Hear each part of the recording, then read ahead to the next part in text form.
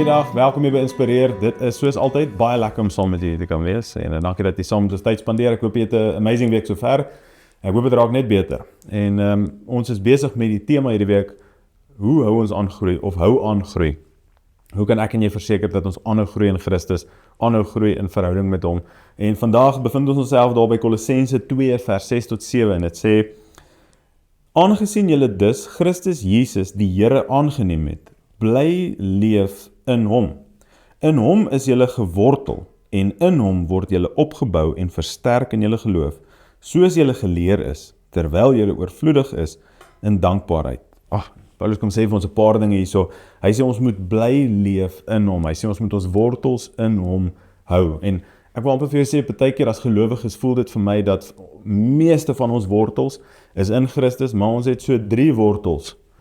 Ek wil amper sê wat hier in 'n sewage dump lê, want dis wat die wêreld vir ons is, dis wat hy ons voer en dis wat hy vir ons gee. En wanneer ons wortels daar is, dan het ons altyd nog steeds 'n komponent van vuil, van siek, van brak, van afvallig, van sonde wat ons bly opsuig. En baie keer probeer ons hierdie 2 lewens lei. Ons probeer 'n goeie, wil ek sê, Christen wees, maar terselfdertyd dabbel ons, speel ons met sekere dinge van die wêreld, dinge wat ons nie meer ophou nie. Gister het ons gepraat oor wat is daar wat in die pad staan, wat is die dinge wat verhoed dat ek nie 'n verhouding het nie, maar waar lê my wortels?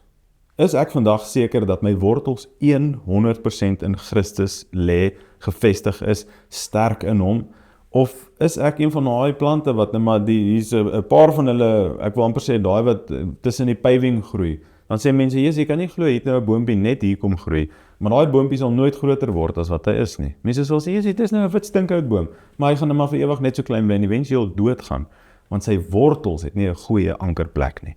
En dis baie keer wat ons doen, ons beleef dat daar skielike uitstek, maar waar ons geplant is, waar ons wortels grond gevat het, is bitter belangrik. So mag ek en jy seker maak dat ons geen meer wortels in die wêreld het nie, as ek dit vir jou so kan stel.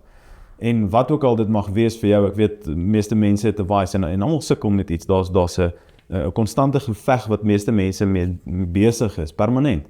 Maar wat is daar wat ek en jy het ons lewe uit moet skakel? Wat is daai een ding, of dalk, ek weet nie, 10 dinge? Ek weet nie waar jy is in jou lewe nie, maar ek sukkel met baie goed, ek seker jy sukkel met baie goed. Wat is daar met ek moet uitsny? Is my wortels in Christus, maar ek het nog steeds daai 10% in die kroeg, of daai 8% in die klub, of daai 8% in 'n ongesonde verhouding. Waar is dit wat ek hierdie goed moet gaan regmaak, regstel en seker maak dat my wortels in Christus is?